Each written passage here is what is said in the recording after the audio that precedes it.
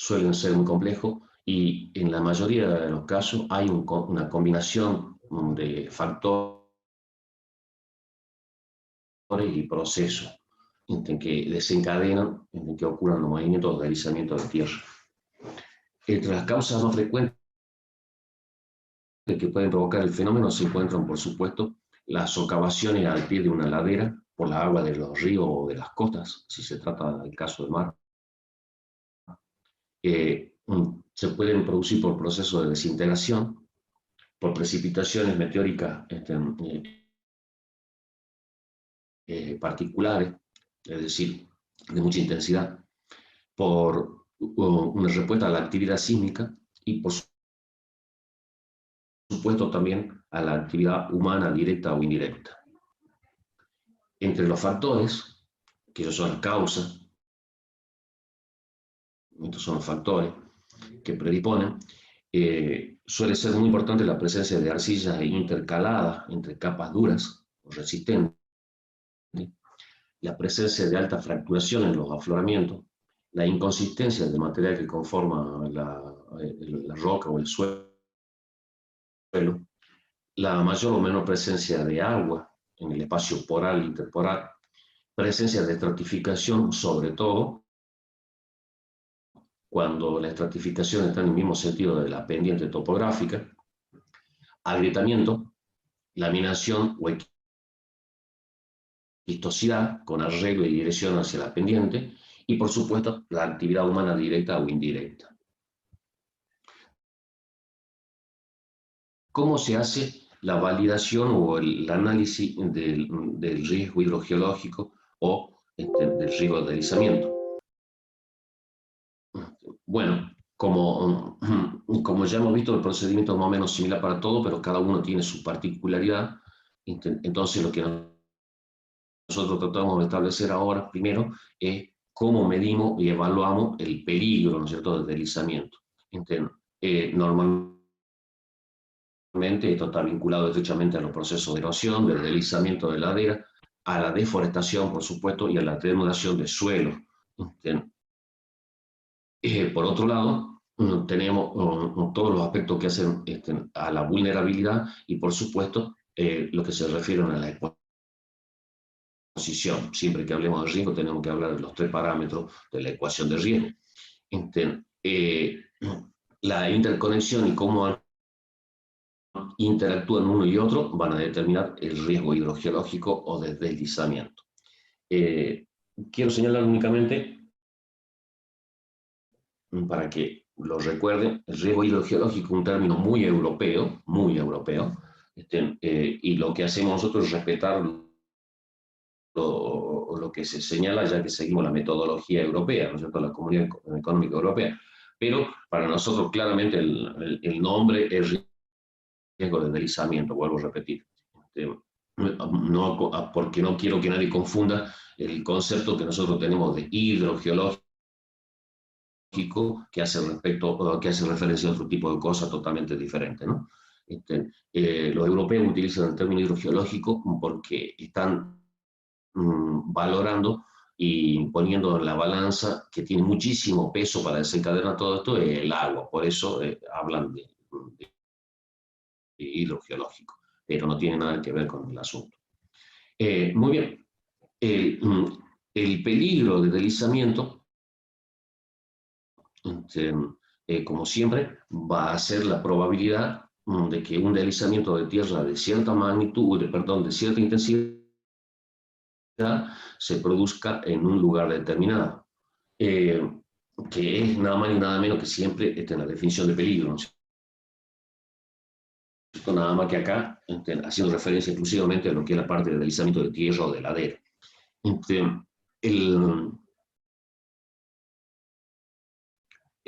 Cuando se habla del peligro del deslizamiento, normalmente se divide en dos categorías. Primero, los deslizamientos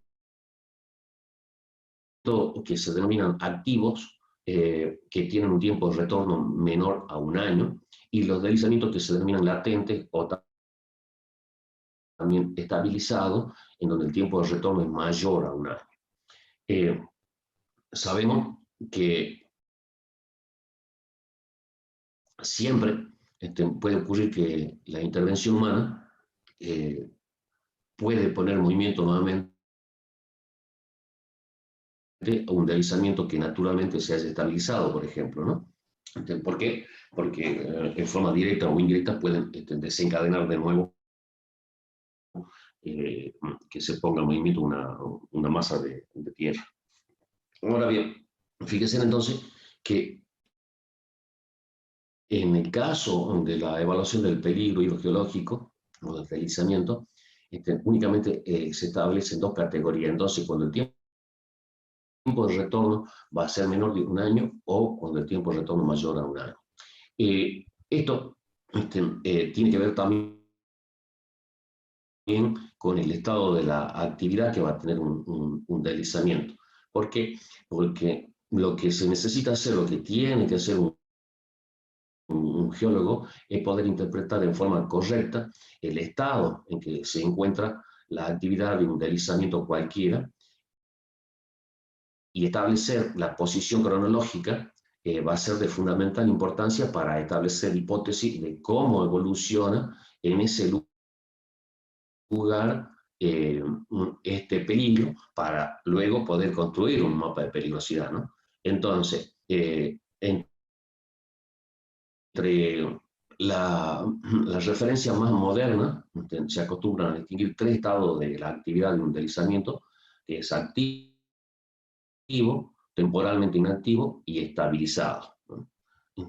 Se considera que un deslizamiento es activo cuando las formas están de una manera tal que se mueven en el momento de la detección. Es decir, cuando vos vas al campo, estás mirando la masa de tierra y estás viendo que ocurren esos procesos actualmente o que han ocurrido en menos de un año, por supuesto. Y esa valoración es extraordinariamente importante porque ya vamos a ver más adelante cómo esto tiene que evaluarse de una manera no solamente correcta, sino de tratar de establecer de una forma casi unívoca, de detectar el más mínimo proceso que indique un movimiento de esa masa de tierra. ¿Por qué? Porque es extraordinariamente importante establecer si esta actividad está latente o está temporalmente inactivo, ¿no? Entonces, cuando hablamos de temporalmente inactivo, es que cuando yo estoy haciendo la detección o la revisión en el campo, no veo que datos que me indiquen de que en este momento se está moviendo, pero sin embargo veo signos en donde se ha observado una actividad reciente. Por lo tanto, yo puedo sospechar y tener posibilidades objetivas de que se reactive la masa. ¿Por qué? Porque no se agotó todavía todo el potencial energético que tiene acumulado ahí y puede seguir moviéndose en cualquier momento. Y por supuesto, la forma que está estabilizada es que cuando yo hago el recorrido y la visita del campo, no encuentro evidencias morfogénicas que me indiquen que hay actividad actual o reciente como para que yo pueda establecer de que existe un potencial, una potencial reactivación de esa morfología.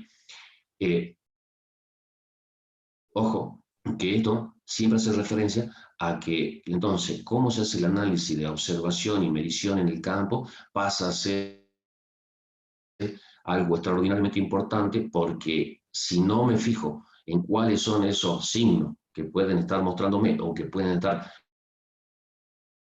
alguna vez un poco obliterado, es decir, tapado, yo puedo clasificar como estabilizado y realmente está temporalmente inactivo y puede ocurrir cualquier situación que desencadene de nuevo el movimiento de esa masa y realmente pasa a ser algo activo. Con esto hay que ser muy cuidadoso. Es tal vez para mí, es tal vez una de las cosas más difíciles de poder analizar y medir, porque significa que uno tiene que estar muy, muy atento a los aspectos de observación y medición que se deben hacer en el campo. Es decir, esto no se puede analizar a través de una imagen satelital únicamente o de fotografía aérea, sino que sí o sí requiere de visita y control de campo en forma periódica. Eh, para eso, hay algunos elementos que nos permiten evaluar el peligro de deslizamiento basado en una escala que se denomina velocidad de deslizamiento, y hay 7 clases vinculadas a esta, con la descripción de cómo es el movimiento y los daños observados, ¿no? Entonces, fíjese que tenemos una clase 1 que es extremadamente lento, en donde el movimiento de la masa que estamos analizando es imperceptible si es que yo no hago monitoreo. Por lo tanto, ahí se podrían construir algunos edificios, pero teniendo precaución, ¿no? Al lado hay una escala de velocidad que significa, fíjense en que este tipo de movimiento puede alcanzar una velocidad de 16 milímetros al año. Cuando la clase es 2, que es muy lento, algunas estructuras permanentes no pueden ser dañadas por el movimiento, pero ya se mueve hasta 1,6 milímetros al año. Fíjense de vuelta que si yo no estoy monitoreando y no pongo como algunos puntos de referencia como para medir, bueno, evidentemente que no puedo aplicar esta escala, ¿no? Y así tenemos lento, moderado, rápido, muy rápido y extremadamente rápido. En la categoría 7 está el extremo, que es la catástrofe porque se produce con una violencia excepcional, los edificios se destruyen totalmente, existe muerte y las personas es prácticamente imposible escapar, ¿no? Y ya estamos hablando de que la escala de movimiento llega hasta 5 metros por segundo, fíjese, ¿no? O sea, una velocidad increíblemente rápida, y por eso es que prácticamente no es posible escapar con vida si uno se encuentra dentro de una estructura que esté sometida a un desplazamiento o un deslizamiento de esta naturaleza. Bueno, eh, acá una de las primeras cosas que dice cuando uno tiene que evaluar el peligro es que evaluar el riesgo de deslizamiento no es un problema fácil. Claro que sí, es lo que les decía hace un rato. ¿Por qué? Porque hay demasiadas variables que interactúan de diversas maneras que constantemente están modificando las condiciones de estabilidad de la ladera. Por eso que evaluar el peligro va a ser de mucha utilidad para que nosotros hagamos un mapa de peligro de deslizamiento que pueden diferir, por supuesto, el mapa de acuerdo al enfoque metodológico que cada uno utilice, la escala que estemos representando, el grado de precisión que nosotros queramos mostrar y, por supuesto, de acuerdo a los datos disponibles, que normalmente acá, en esto, cuando hablamos de los datos disponibles, es una de las cosas tal vez más importantes y la más limitante muchas veces cuando tenemos que establecer un mapa o una carta de peligro de deslizamiento, porque no se cuenta con datos históricos. Entonces, siempre acá hay que tener un esquema de que el grado de precisión que nosotros queremos representar y lo que queremos mostrar en este mapa de peligro de deslizamiento, claro que sí, más allá de los problemas de escala y todo, va a estar dando vuelta alrededor de los datos disponibles, datos históricos, datos recientes, datos tangibles, medibles. Bueno, si no existe en lugar una historia vinculada a la evaluación de peligro y a la elaboración de cartas de riesgo, normalmente estos datos faltan. Y al faltar, o al no existir como, como deberían ser, realizar un mapa de peligro puede llegar a ser no solamente algo muy frustrante, sino que si logramos hacer un mapa, tenemos que tener la certeza de que muy posiblemente tenga falencia debido fundamentalmente a este tipo de situación vinculado a la calidad y disponibilidad de datos precedentes. Muy bien, cuando hablamos de deslizamiento, por supuesto, no podemos dejar de ver y analizar de que toda la situación está vinculada de forma muy, muy estrecha con los procesos morfogenéticos y con la geomorfología en realidad, ¿no? Y también cómo esto puede desencadenar situaciones que son mucho más complejas. ¿Por qué? Porque en los procesos, como hemos visto al principio, intervienen varios factores que pueden desencadenar la situación. Pero para poder estimar bien el peligro del deslizamiento en un lugar, lo fundamental es que podamos reconocer cuáles son los elementos que conforman o que tipifican a un deslizamiento de tierra o de roca o de masa. Y normalmente responden a un esquema como el que estamos viendo ahí, y en donde podemos identificar distintas partes que son elementos diagnósticos para establecer y para que se trata de un deslizamiento. Luego viene la lectura y el análisis, la medición, para establecer cómo y cuánto se mueve para que podamos aplicar la escala que hemos visto anteriormente, y ahí establecer si esto está, es inactivo, es activo, o está ahí dormido por un momento y puede desencadenarse de nuevo, puede despertarse, si me permiten la expresión. Muy bien, fíjese, en la parte superior es lo que se denomina la corona del desprendimiento. Después tenemos en la parte inferior lo que es una típica área de acumulación del material que se ha desprendido de arriba.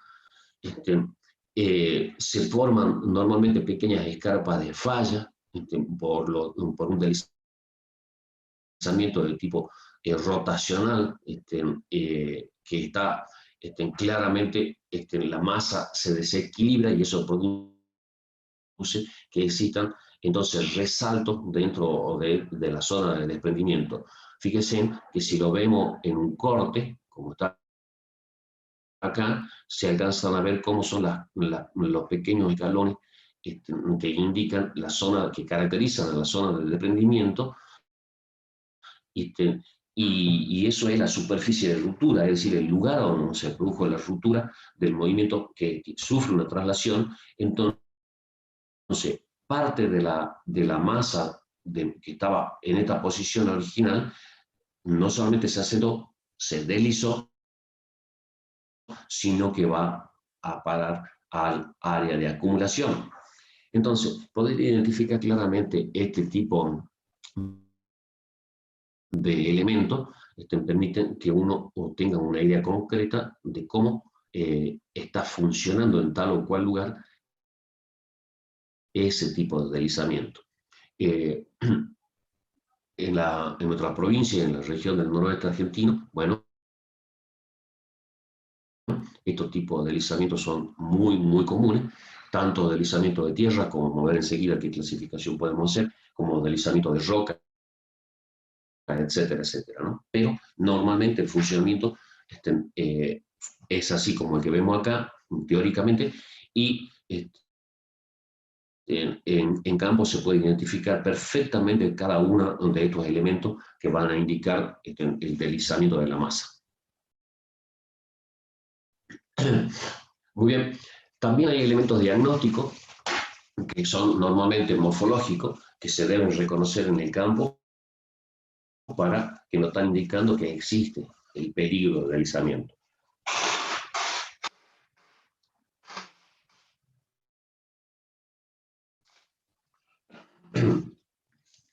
Perdón.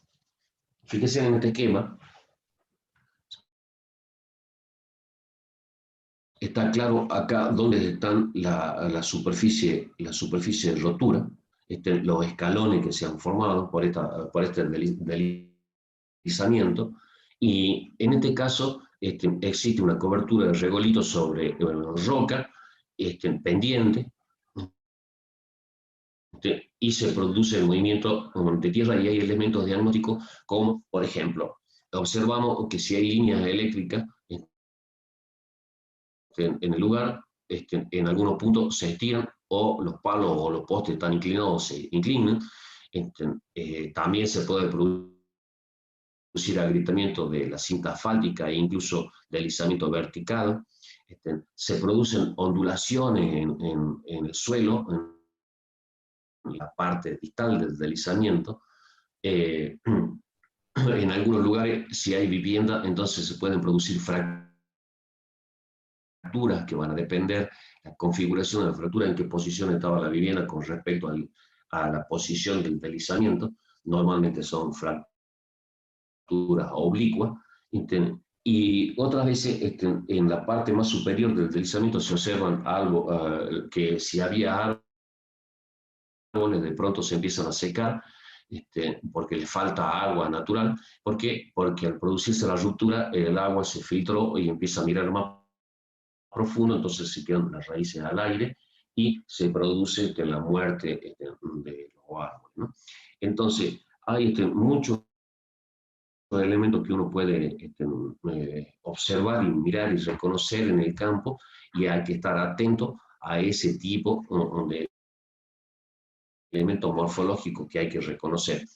La magnitud de cada uno de estos, bueno, va a depender del lugar, de la intensidad del fenómeno, de las características del suelo y de las rocas que están en movimiento, y por supuesto también va a depender de que si hay o no hay infraestructura, gente, vivienda, camino tendido eléctrico, alambrado, etcétera, para que nosotros podamos observar cosas que de otra manera muchas veces pueden pasar desapercibidas. Cuando vamos a la nomenclatura de un deslizamiento de tierra, en la que se sigue normalmente es la de Barnes, que clasifica en 6 clases principales según el movimiento a los deslizamientos. Entonces tiene una categoría lo que denomina colapso, otro tipo de deslizamiento son los vuelcos, otros son la rotación y traslación, otro grupo son lo que se denomina expansiones laterales, avalancha y fenómenos complejos. Cada una de estas clases se divide aún más basado en el tipo de material involucrado en el deslizamiento. Es decir, si va a ser un colapso de roca, un colapso de detrito, un colapso de suelo, o un vuelco de roca, de detrito, de suelo, etc. Pero fíjese entonces, son 6 clases principales que van a estar que están clasificadas en función del tipo de movimiento: colapso, vuelco, rotación y traslación, expansión lateral, avalancha y fenómenos complejos. Esto lo tienen un apunte, acá se ve muy poco, pero están lo que acabamos de ver, los tipos de movimientos, cómo están cada uno de estos tipos de movimientos se tipifican en función de qué es lo que predomina de estas características que acabamos de ver recién según el tipo de movimiento. Fíjese un ejemplo de lo que se denominan deformaciones plásticas. Son la característica fundamental son que son movimientos lentos, que afectan a los materiales del techo, es decir, la parte más superior del sustrato alterado, ¿no? Y que normalmente cubren laderas de montaña y colinas que son suavizadas. Y se producen principalmente en la superficie de estas colinas con ondulaciones típicas de amplio alcance, es decir, son ondículas amplias, y normalmente es muy factible de observarla interanualmente, es decir, que están vinculadas a la estacionalidad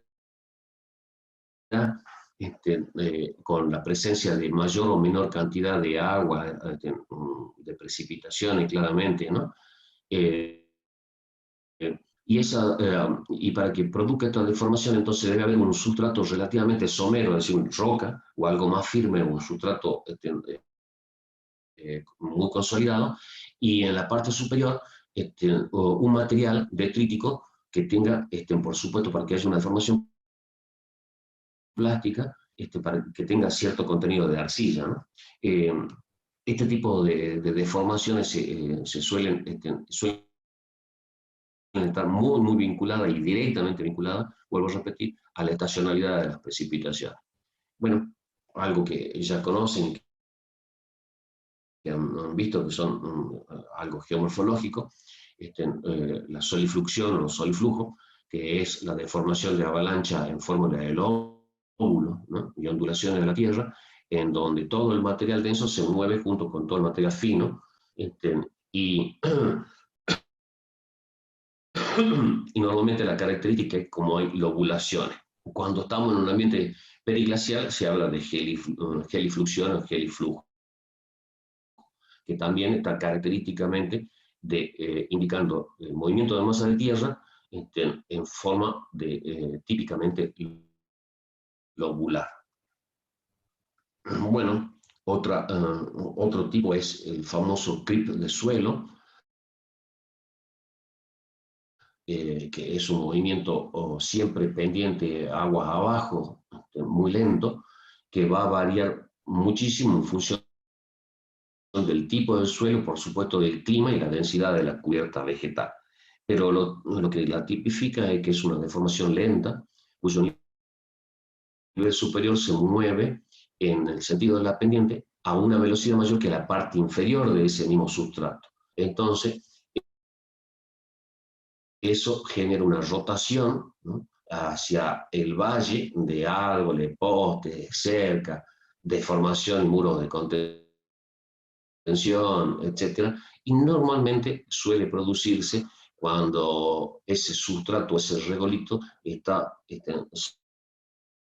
sobre roca impermeable, y entonces existe una superficie de despegue que que va a actuar y que va a generar mayor o menor fricción y con eso mayor o menor velocidad del movimiento. Pero lo importante es que dentro de la misma masa del suelo, es decir, dentro de esta misma parte, una parte superior se mueve más rápido que la parte inferior y eso genera, por supuesto, este movimiento de rotación y tracción que genera típica morfología de que, por ejemplo, los árboles empiezan a crecer curvados, prácticamente convados, y vemos que los muros de contención, si existen todo el tiempo, están siendo rotos.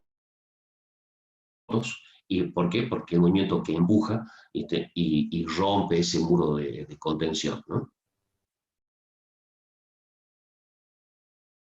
Bueno, algo más extremo son las caídas de bloque, que acá ya no se trata de lo que está en movimiento, es el suelo, sino justamente roca, pedazos, bloques o porciones que tienen la particularidad que caen en forma vertical y subvertical, y el fenómeno está tipificado porque es caída libre, ¿no? Entonces, en la caída libre, durante la caída libre, además de la caída propiamente dicha, se produce un movimiento de salto y de rebote de los fragmentos de la roca, y típicamente el movimiento es extremadamente rápido, es violento en realidad, ¿no? Y puede ser de todos los tipos de tamaños, así como se ve en la foto, y estos bloques pueden viajar distancias considerables y suelen ser muy peligrosos normalmente en aquellos lugares donde existe topografía muy fuerte y se han construido caminos, y la estabilidad de esas laderas depende de los factores meteorológicos, por supuesto, pero también de las características litoestructurales, ¿no? Así que es una cosa que siempre hay que tener cuidado. Nosotros este tipo de ejemplos de caída la tenemos en varios lugares del norte argentino, donde vemos caminos que van por sistemas de montaña y submontaña, que suelen dar lugar y desencadenan este tipo de movimiento, algunas veces por la lluvia, otras veces por un efecto cosísmico, otra vez por una vibración o un movimiento de origen humano, ruido o, por ejemplo, vibraciones originadas al tráfico, otra vez vinculado a procesos que ocurren luego de una tormenta excepcional en el lugar. Eh, También muchas veces se producen caídas de esta naturaleza por la socavación que origina el viento, por la desestabilización que puede originar el viento en estas paredes que normalmente son verticales y subverticales. Bueno,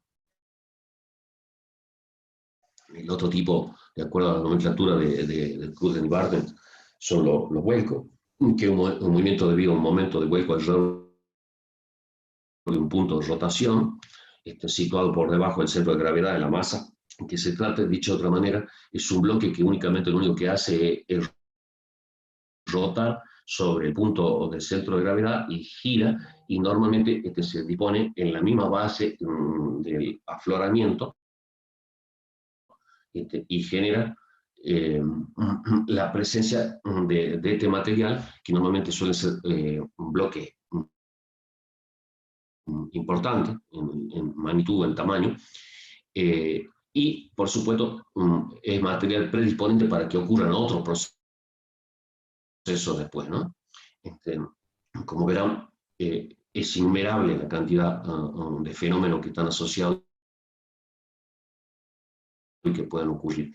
Es por eso que esta vez uno de los temas, desde mi punto de vista, más apasionantes que tiene el análisis de riesgo geológico, porque hay muchas cosas para estudiar y para medir acá, para hacer una buena carta de peligro y después, por supuesto, elaborar un mapa de riesgo de deslizamiento. Ok, fíjese,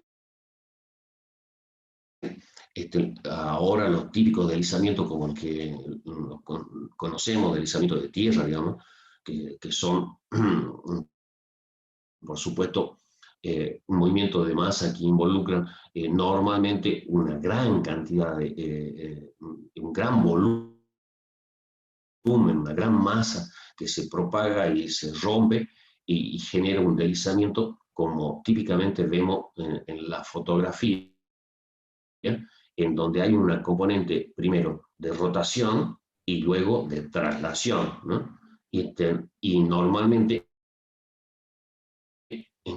el movimiento rotacional es el que pone la masa a disposición, y el movimiento traslacional es el que pone en crisis todo eso, porque cuando hay pendiente deslizante empieza a moverse y a través de sistemas de fracturas verticales, subverticales, y cuando entra la presencia de agua a jugar en forma importante, bueno, pueden pasar de un movimiento muy lento a un movimiento muy rápido, generando modificaciones muy importantes en el paisaje, ¿no? La particularidad es que normalmente son cosas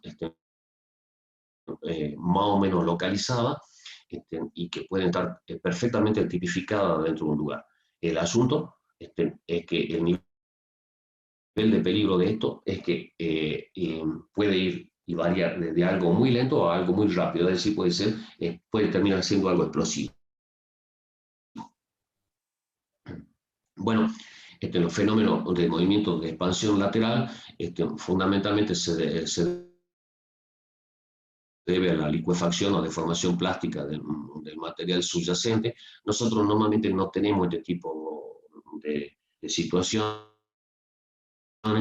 ya que estamos vinculados a ambientes donde hay muchas rocas carbonáticas como caliza, y tienen en la base y hacia el costado un material fino que cuando toma agua se expande, y eso genera movimientos de bloques que lo va separando, ¿no? Algo extraordinariamente importante para nosotros, porque son situaciones que a menudo podemos observar en todo el noroeste argentino, son los flujos.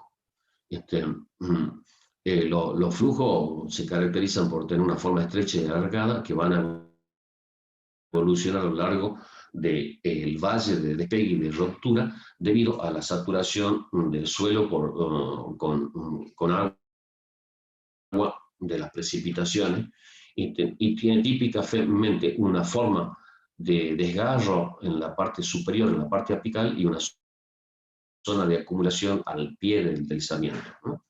El movimiento tiene lugar no solamente en la superficie de separación entre la masa que se desplaza y la roca que está subyacente, sino que además el mismo cuerpo se va deslizando. Y la velocidad de movimiento puede variar de lento a muy rápido y va a estar en estrecha dependencia del tamaño de esa masa que está en movimiento, de la pendiente, por supuesto, y del grado de saturación en agua de los materiales involucrados. Para hablar de estos tipos de flujo, tenemos infinitos ejemplos en la quebrada del Toro, en donde pueden verse el funcionamiento a la perfección, como se ve en la imagen que estamos viendo, ¿no? Muy bien, los flujos de detrito o el debris flow, que son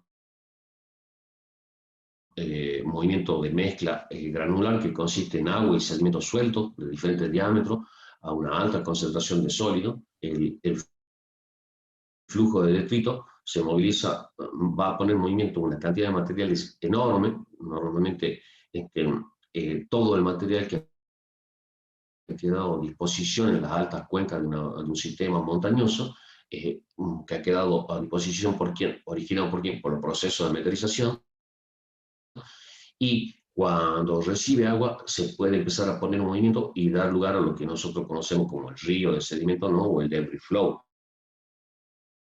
que se va a propagar hacia agua abajo buscando pendiente, utilizando como vía de escape de movimiento los lechos de los arroyos y con una velocidad que normalmente es muy importante y da lugar a situaciones que pueden ser catastróficas, como ven en una foto como la que en Italia, el ejemplo que estamos viendo.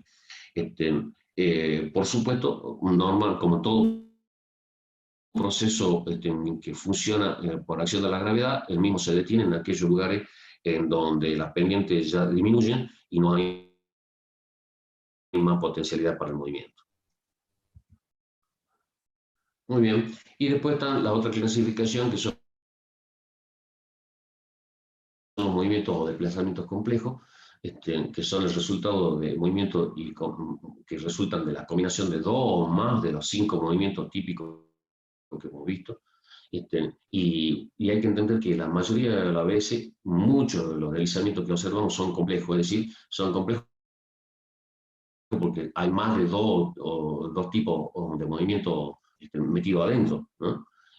Pero casi siempre es posible identificar cuando predomina uno u otro, o muchas veces se ha observado que durante una época suele predominar un tipo de fenómeno y durante otra época otro tipo de fenómeno.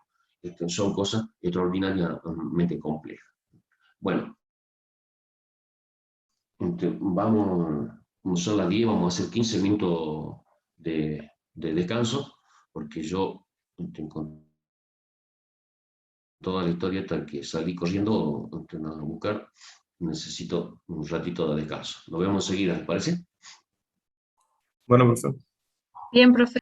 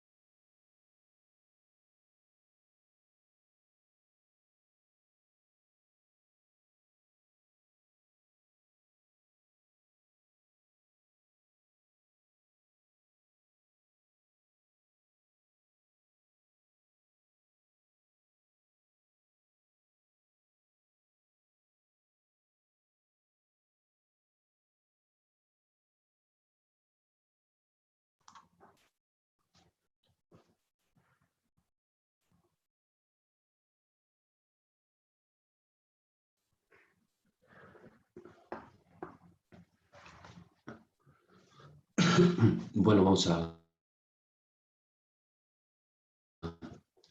continuar.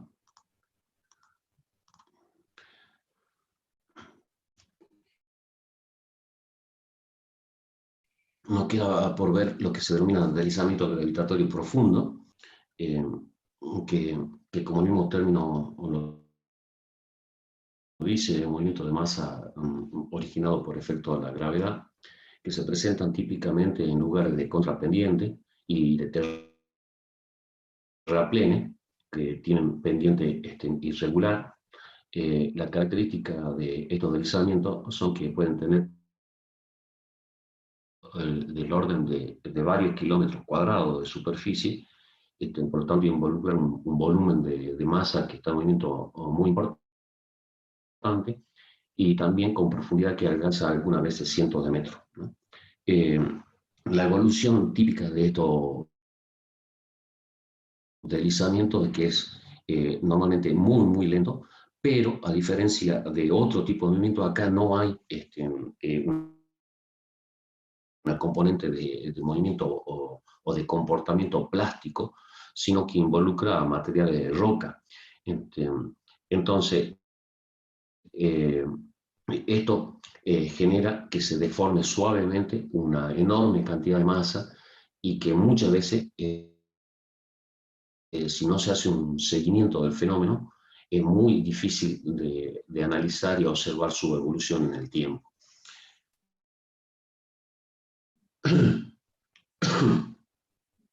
Bueno, los barrancos o lo típico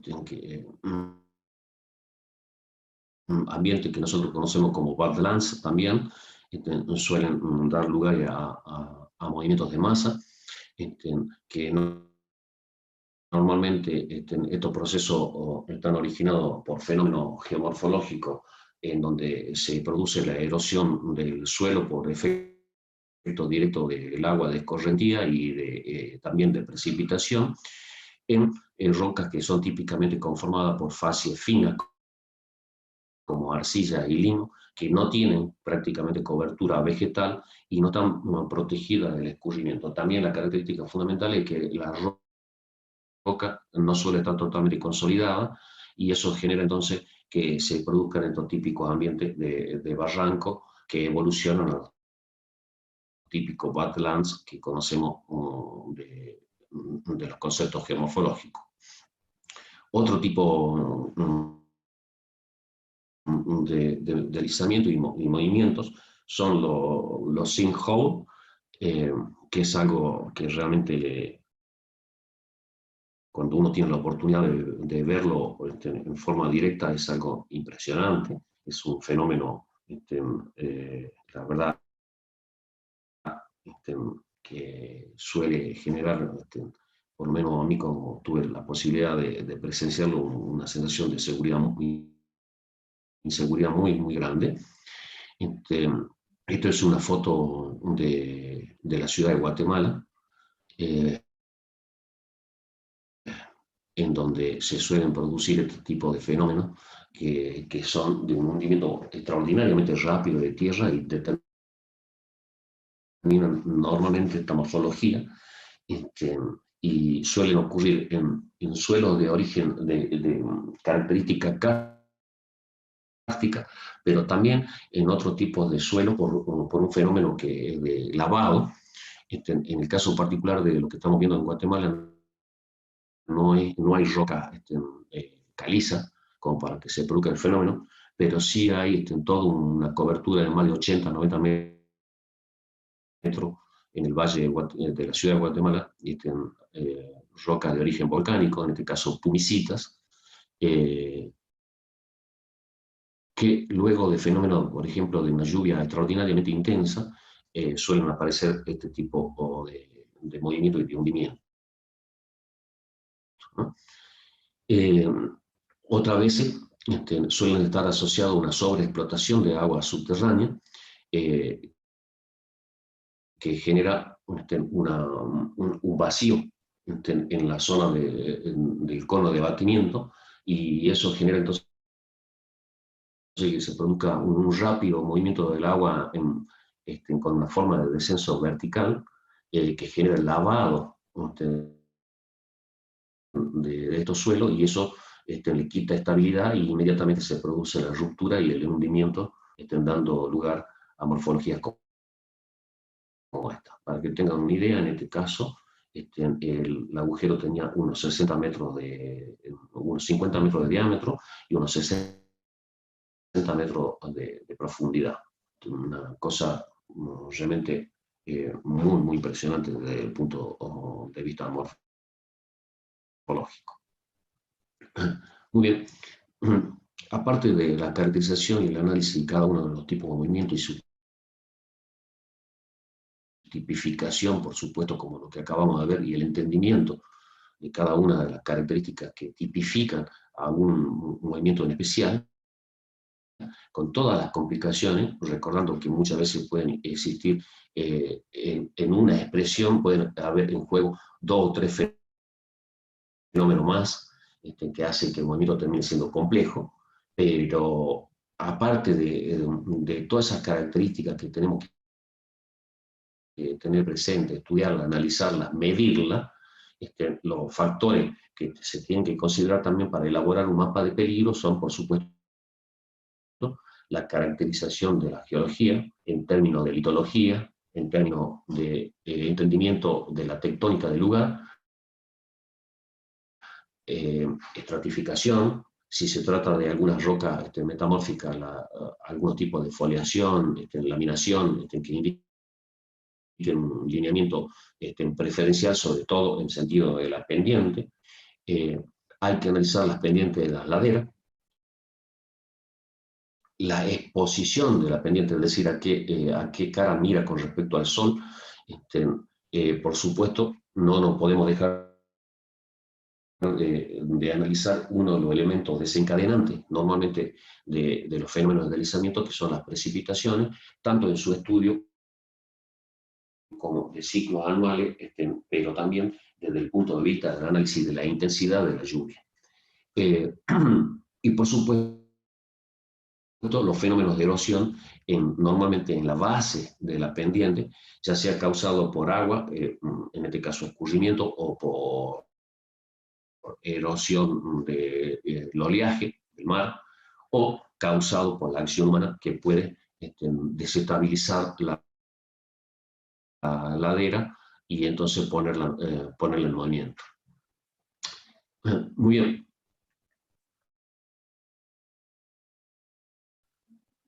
Entre las formas que tenemos para analizar y que nos puede ayudar para el procesamiento de los datos y observar cómo cada uno de los elementos que conforman el peligro pueden ser analizados en forma individual para luego superponerlo y observar cómo se potencian o se pueden sumar a algunos de ellos en forma individual. La herramienta más poderosa que contamos actualmente son los sistemas de información geográfica. Entre las ventajas que tiene el uso de esta herramienta en el análisis espacial de los deslizamientos, se puede señalar la velocidad de cálculo hace posible que uno pueda superponer muchos mapas e interpretar gran cantidad de datos únicamente de forma visual. La otra es que también tenemos la posibilidad de corregir estos modelos que nosotros creamos y cambiar rápidamente los valores para que podamos analizar si hay cambio y en qué forma se van a producir esos cambios, si van a ser rápidos o no. Y por supuesto, una de las ventajas mayores es poder actualizar siempre cada uno de estos mapas. Luego que nosotros hacemos el recorrido de campo, el reconocimiento, las medidas, las intervenciones, etcétera, podemos ir y modificar los datos de entrada y tenemos actualizado todos los mapas para la posterior evaluación del riesgo. Bueno, por supuesto que acá no se pretende dar ninguna indicación de cómo es el funcionamiento, ni mucho menos de un SIS, pero lo importante es saber que con la modelación nosotros podemos ayudar a desarrollar un mapa de peligro de deslizamiento y las aplicaciones que pueden tener tienen mucho alcance, porque podemos al mismo tiempo poner un mapa de la geología del lugar, un mapa topográfico para ver el análisis de las pendientes, podemos poner un mapa hidrográfico, etcétera, y superponer, y normalmente a partir de ahí, una vez que tenemos integrada toda esa información, podemos, por supuesto, empezar a hablar de cómo esto nos ayuda a elaborar nuestro mapa de peligro. Entonces, normalmente seguimos o podemos hacer este tipo de receta y suelen dar muy buenos resultados para el estudio de la peligrosidad de deslizamiento. Muy bien. Sea a través de un GIS o de la manera tradicional, lo fundamental es que nosotros lo que queremos obtener es una carta de peligro o un mapa de peligrosidad del deslizamiento, y para obtener eso, por supuesto, lo que tenemos que hacer es caracterizar la estabilidad de las laderas con potencial de deslizamiento, visualizar los diferentes escenarios variando los parámetros y condiciones de contorno, tener mapas digitales interactivos fácilmente actualizados y disponibles, y crear una base de datos que contiene toda la información, tanto técnica como histórica, del área en peligro, las intervenciones humanas planeadas y ejecutadas, y el seguimiento de cualquier otro tipo de información que podamos tener. Así vamos a poder elaborar una carta de peligro, no sé, tipificada como peligro bajo, o medio, alto, muy alto, etc. Siempre aplicando todas las cosas que hemos visto al principio, sobre todo desde la identificación del tipo de deslizamiento a la velocidad de movimiento, ¿no? Calculando y midiendo el tiempo de retorno, que es la tipificación conceptual del peligro, ¿verdad? Entonces, antes de construir el mapa de riesgo, nosotros necesitamos clasificar los elementos del peligro que están en ese lugar, y para eso vamos a hacer primero, clasificamos los peligros presentes en el área. Después clasificamos el daño potencial y luego recién hacemos la clasificación del riesgo, por supuesto, ¿no? Entonces, cuando nosotros tenemos todo esto, podemos hacer tres mapas, que va a ser el mapa de zonificación del peligro, el mapa de zonificación de daños potenciales y, por último, como siempre, el mapa de riesgo, sabiendo que el mapa de daño potencial para nosotros es exposición por vulnerabilidad. por vulnerabilidad.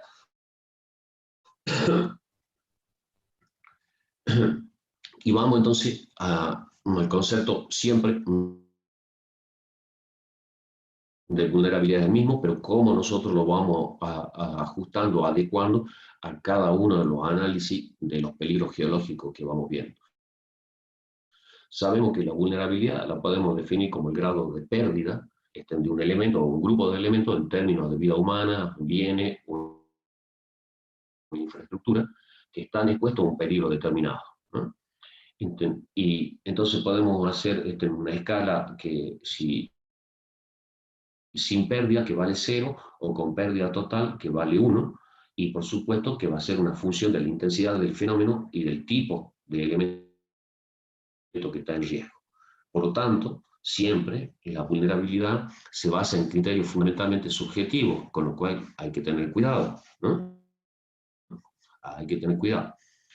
Como siempre, cuando hablamos de que estamos utilizando un criterio subjetivo, el propósito mayor es quitarle carga de subjetividad a lo que estamos haciendo, y como siempre, para eliminar la subjetividad, entonces no tiene que haber una sola visión, una sola opinión, sino que normalmente lo más valioso es que exista una opinión de expertos, de distintos expertos, de distintos profesionales, cosas que puedan estabilizar la curva de subjetividad que puede tener una sola persona. Siempre nosotros sabemos que tenemos que diferenciar la evaluación de la vulnerabilidad en función del tipo y de la intensidad del fenómeno, ¿no? Siempre. Por lo tanto, una vez que establecemos cómo se comporta el peligro que esperamos y cuál es la vulnerabilidad del sistema, nosotros podemos empezar a interactuar para luego conocer la exposición y finalmente determinar el riesgo. Por ejemplo, fíjense en esta imagen, se muestra un grupo de viviendas que están acá, que están con alta vulnerabilidad a sufrir daño por este deslizamiento que está ocurriendo en la parte inferior de la ladera. Entonces, nosotros sabemos que esto representa una cosa, esto representa otra, ¿no? Vulnerabilidad, peligro, evidentemente, cómo interactúan uno y a otra, van a ir dando la validación para obtener cuánto es el valor de vulnerabilidad con respecto a este peligro en particular y luego el número de factores o elementos que tienen puesto, vamos a determinar cuál es el riesgo. Muy bien, el otro concepto ya hemos dicho que es la exposición, que es la probabilidad, ¿no?, de que un cierto elemento de riesgo esté expuesto a la ocurrencia de un fenómeno peligroso. Por ejemplo, en este caso, el pueblo, que está en la colina, es un ejemplo de áreas con vivienda y un puente, que es el que une este lugar con la otra parte de la civilización, que es el único lugar que une, por supuesto, que está muy expuesto a los deslizamientos, ¿no? De vuelta, acá uno podría decir que este es el peligro porque son las laderas en donde está el peligro de deslizamiento. Esta es la vulnerabilidad, claro, porque son los elementos vulnerables, y el número de elementos que están expuestos son la exposición. Con las tres cosas obtenemos después el riesgo, por supuesto. Esto da lugar al riesgo total para las viviendas, personas y el puente, porque hay personas caminando por el puente, hay personas en las viviendas, ¿no es cierto? Y está la infraestructura en sí. Veamos algunos ejemplos de deslizamiento que han tenido connotaciones catastróficas en el mundo. Este es un ejemplo en Sarno, en Italia, en 1998, en donde hubo un flujo denso, un debris flow, en donde se produjeron 258 muertes. ¿Cuál era el peligro máximo? En toda la zona que estaba en un antiguo valle fluvial, en donde en la alta cuenca había demasiado material disponible para la movilización, es decir, material provisto por la meteorización física y química, y luego de una lluvia extraordinaria, todo el material se puso en movimiento y se deslizó buscando su antiguo cauce, y ahora se encontró, por supuesto, de que había una ciudad en medio de eso, que la historia lo había borrado al cauce del río, y entonces se construyeron viviendas y, bueno, lamentablemente después ocurrió este tipo de deslizamiento que tuvo consecuencias desastrosas acá, ¿no? Fíjense, la máxima vulnerabilidad, porque no existían obras de mitigación apropiadas. De vuelta, se había tapado todo el canal, el viejo cauce del arroyo, y como no se habían observado fenómenos durante mucho tiempo, directamente ni se construyeron obras para mitigar un potencial deslizamiento. Por lo tanto, estaban todas estas viviendas en una zona de máxima vulnerabilidad. Y, por supuesto, la exposición era máxima también porque había vivienda construida en el propio paleocauce, y, por supuesto, fueron las primeras que recibieron las consecuencias de este deslizamiento, que determinó que este lugar en particular entonces tenga un riesgo extremadamente alto, y eso condujo en este ejemplo a la muerte de 258 personas, más la destrucción de todos los sistemas de infraestructura en este lugar. Esto es en California. Se produjo este deslizamiento de tierra tanto en el año 95 como en el 2005. Fíjese en la ladera y toda la masa de deslizamiento que se produjo. No sé si observan en este lugar un camino, que fue una de las cosas que desestabiliza la ladera, pero también los procesos de erosión que ocurrían en la parte superior y fundamentalmente de deforestación. Sin embargo, había ya cicatrices antiguas de que indicaban que esta masa ya se había puesto en movimiento otras veces. Sin embargo, la gente construyó vivienda igual en el pie de la ladera de esta zona de deslizamiento. Observen acá hacia la izquierda de la foto, incluso se observan perfectamente cómo hay profundas zanjas, claramente originada por la erosión debido a la precipitación. Esto también, el peligro máximo está en la zona de deslizamiento, en este caso. Fíjense, esto está en máxima vulnerabilidad. ¿Por qué? Porque en ninguno de los lados había obras de mitigación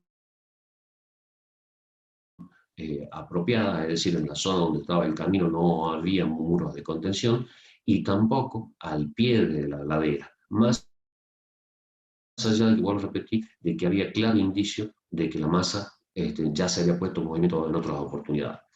Y por supuesto, la exposición máxima. ¿Por qué? Porque están un número determinado de viviendas construidas directamente en la zona de expansión del deslizamiento, es decir, en la zona de la lengua del deslizamiento.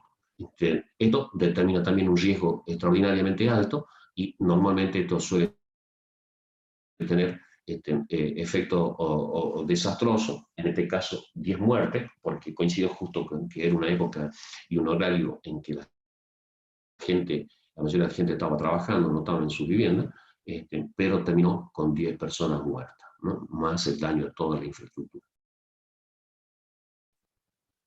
Bueno, otro ejemplo, el deslizamiento ocurrido por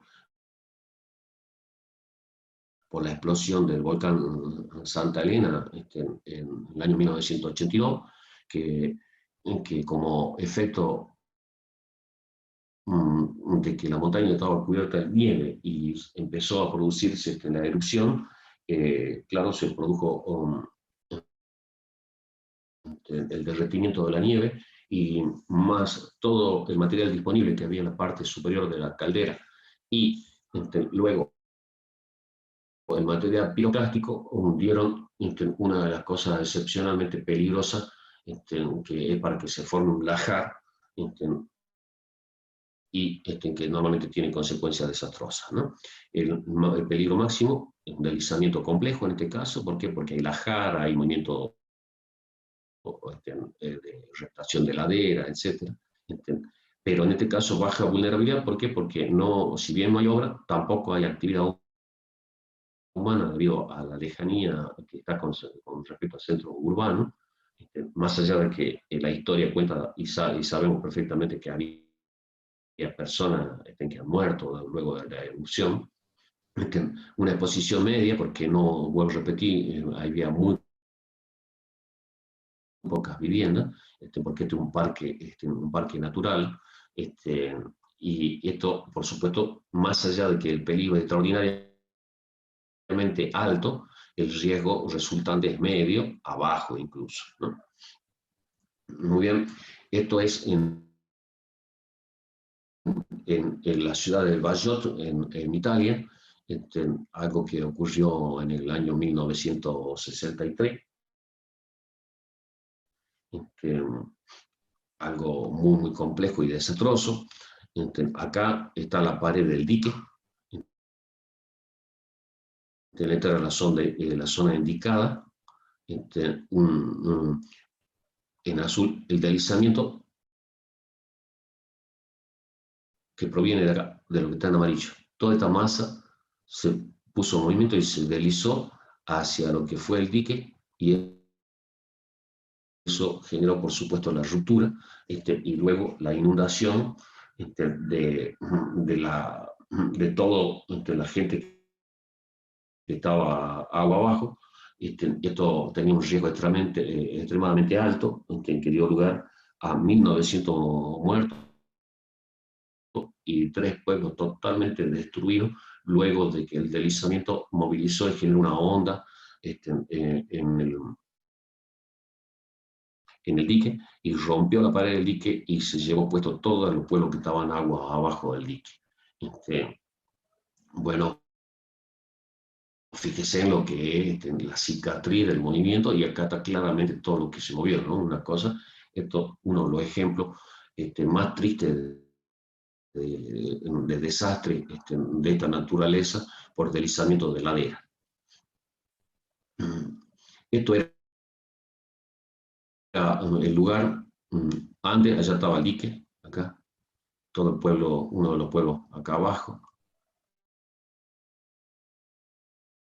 Después, cómo quedó, después de que se llevó todo, fíjese, no quedó absolutamente nada.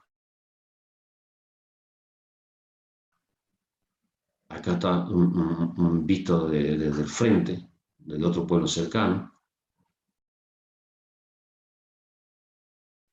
Allá estaba el dique, ¿no? Y nadie, en este caso, como un ejemplo que nos pasó y compartió el doctor Colombi, nadie acá dio indicación y nada a la población, y esto terminó en un desastre, tal vez uno de los más serios que se recuerda y que se tiene ejemplo de deslizamiento en un país europeo, ¿no? Muy bien, esto es para que veamos la complejidad que tiene el estudio y el análisis de lo que es el peligro y el riesgo de deslizamiento. Y vuelvo a repetir, tal vez una de las cosas más importantes, por lo menos para mí, vinculado al trabajo del profesional geólogo, de todo lo que tiene que analizar y todo lo que debería estudiar y con qué detalles se debería hacer esto para poder evaluar no solamente convenientemente la peligrosidad del deslizamiento, sino también establecer pautas de protección, sobre todo en ambientes como el nuestro, en donde sabemos que por la conformación geológica de toda la zona del noroeste argentino, estos fenómenos son extraordinariamente comunes y tienen un potencial de peligrosidad extraordinariamente alto. Establecer si el riesgo es medio, es bajo, es moderado o es alto, o puede ser desastroso, va a depender de los componentes, los elementos que estén en juego, es decir, de la vulnerabilidad y de la exposición, que en algunos casos, como por ejemplo las laderas del Cerro San Bernardo, sabemos que las condiciones potencialmente peligrosas están, es decir, está todo para que ocurra una situación de desastre. El tema es cuándo, cómo. Y es aquí donde creo que nuestra profesión puede intervenir convenientemente y ayudar a establecer mapas de peligrosidad primero, y luego mapas de riesgo de deslizamiento para preservar y cuidar vida sobre todo, y por supuesto infraestructura, pero primero vida. Muy bien. Con esto terminamos el tema, y nos queda para la próxima semana, el próximo viernes. Recuerden que el doctor Colombi va a dictarnos gentilmente nuevamente una clase muy completa de algo que está en este momento absolutamente no solamente de moda, sino que es vigente, que es el riesgo volcánico. Así que nos estaremos viendo el próximo viernes, y también el próximo viernes vamos a establecer la fecha del examen parcial, que vamos a hacer únicamente de la parte de riesgo geológico y no de la parte de geología ambiental, porque ya no están dadas las condiciones para que hagamos de esa parte. Entonces, muy posible que el parcial entre todos los tipos de riesgo, que las definiciones conceptuales de riesgo, por supuesto, más los 4 tipos fundamentales de riesgo geológico que analizamos durante el curso. Y luego del examen parcial, la última clase va a ser el riesgo laboral, para que tengan una idea de todo lo que es la parte de higiene y seguridad laboral, fundamentalmente la higiene y seguridad laboral en el ámbito de trabajo del geólogo. Cosa que únicamente los programas, los planes de estudio más modernos tienen metido adentro, y que es necesario que ustedes, futuros profesionales, conozcan y sepan manejar algunos de los conceptos fundamentales de la parte de seguridad y higiene laboral. Así que bueno, gracias, disculpen por el problema que tuve con que tuve que salir a buscar un lugar donde poder dictar la clase normalmente hoy día. Me generó alguna situación de problema eso, pero bueno, mínimamente creo que está salvada, así que lo espero y nos encontramos la próxima semana. Les mando un saludo a Bueno, todos. profe, Está bien, profe, no se gracias. preocupe. Qué bien. Muchas gracias, ¿no? Bien, Cuídese profe, y muchas gracias. buen fin de semana, profe. Hasta luego, gracias, profe. Gracias, gracias, gracias. Usted también.